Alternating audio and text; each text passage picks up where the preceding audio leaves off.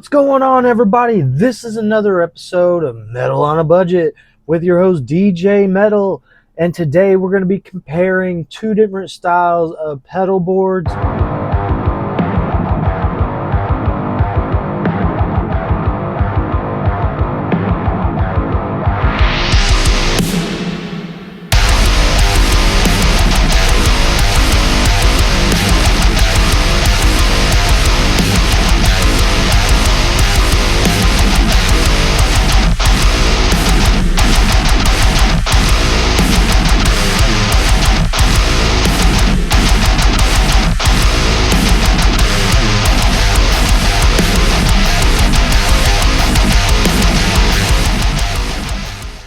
And the first one is a Bosch GT1 multi-effects processor, and it's going to be going head to head with the standard pedal board with actual pedals on it. So that will be the question. Is old school pedal board versus new school pedal board, which one is better? Is this still the king daddy of the stage, or is the multi-effects processors coming in to take the game? Let's find out today on Metal on a Budget. Let's jump into it, shall we? Okay, so first we have the Boss GT, and the way we plug in is you got an input for your guitar and then an output to either your amp, or in this case I'm going straight into my interface into MixPad.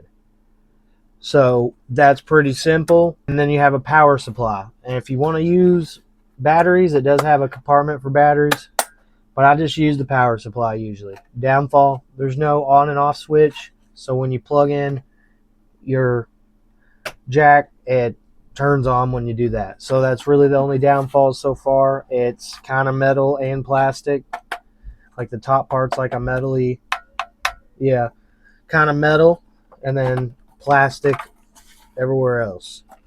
So there's that. Nothing too crazy to go wrong, so that's cool. Let's go ahead and jump over to the pedal board and talk about what it's got going for it. So far, this is pretty simple and easy to use and not a lot of action going on. So I could see why I'm already leaning towards the multi-effects processor. That doesn't mean count the pedal board out. This pedal board, it's a lot heavier. You've seen this. I just built this one for a previous video. If you like to see pedal boards get put together, I have a video for you guys. But we start with the tuner. I had to pay for the tuner, That wasn't cheap. That was like 40, 50 bucks. I had to pay for the noise gate. That's another 40, 50 bucks. Same thing with this. Another 40, 50 dollars. We're already in the $200 range, and we're not even halfway through the pedal board, or a third of the way through the pedal board. That's just three components, not including the pedal board. So that's $200 right there off the rip, just in these four pedals. And then this one was like 100 and something used or new, and this one was like 30, 40 bucks used. All of them were used, but this one. Then the pedal board itself came with a gig bag, and it was about 50 bucks. So we're getting into the $350 range already.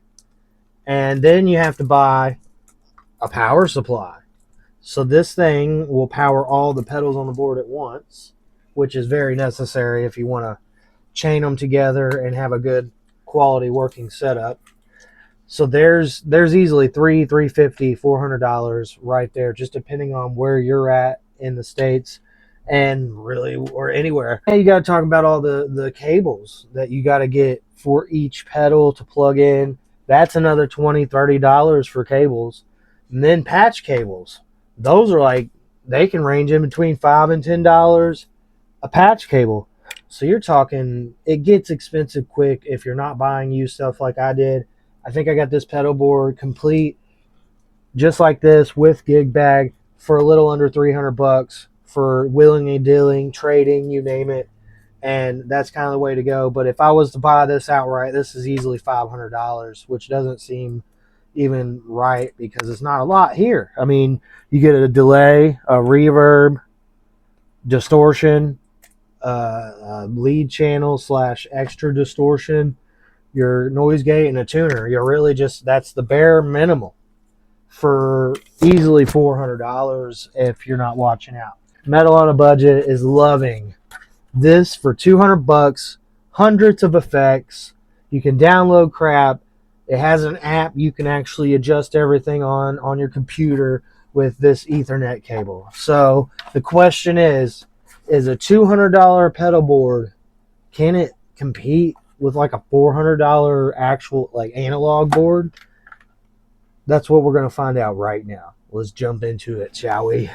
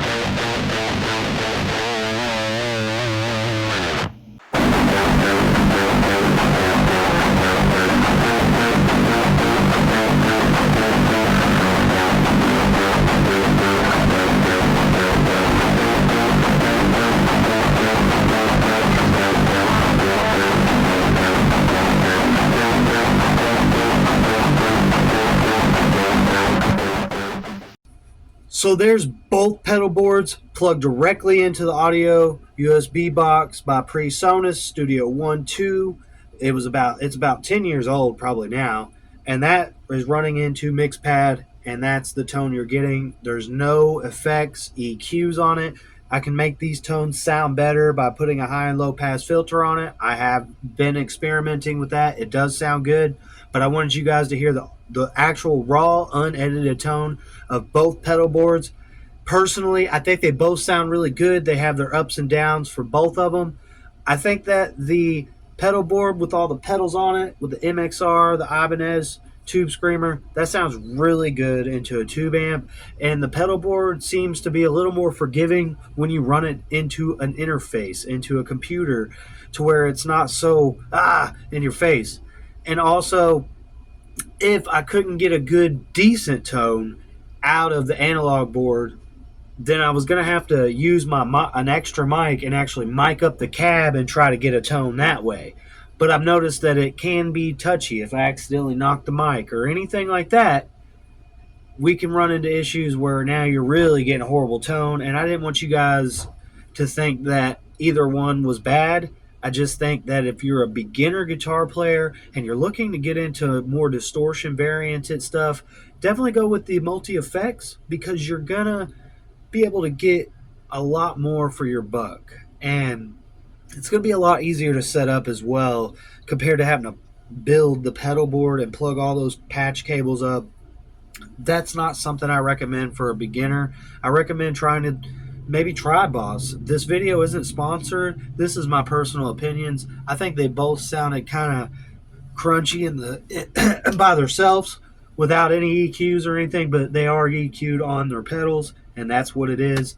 And the main distortion that was fighting the Boss GT1 would be the MXR Super Badass pedal. So, in my personal opinion, definitely jump on a cheaper multi-effects pedal board, and if you get really good with that and you think that you need a better tone, you're going to have a lot of experience to jump into more expensive pedal boards as you move on. And the other way, if you're just trying to go for a more old school tone, definitely go with the analog. It's a good way to go. If that's even the right term for it, I don't know, but that's what I call it because it's all hooked up with a bunch of cables. But I really do feel you get a lot more tone and a lot more variety out of the multi effects processor.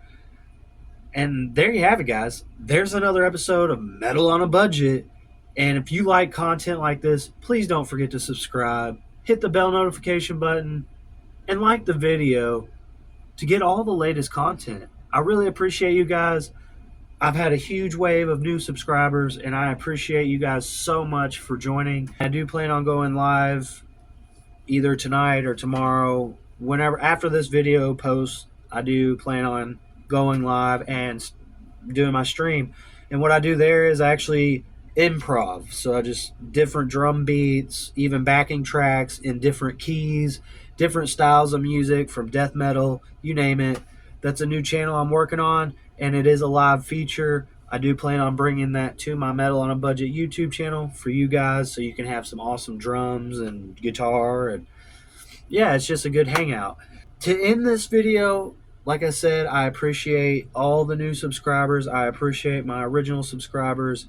You guys are amazing, and it really pushes me to want to do better and give you better content because it's nice to know that people like stuff like this, and I'm not the only one in the world. So with that being said, you guys have a wonderful rest of your day, and I'll see you on the next one.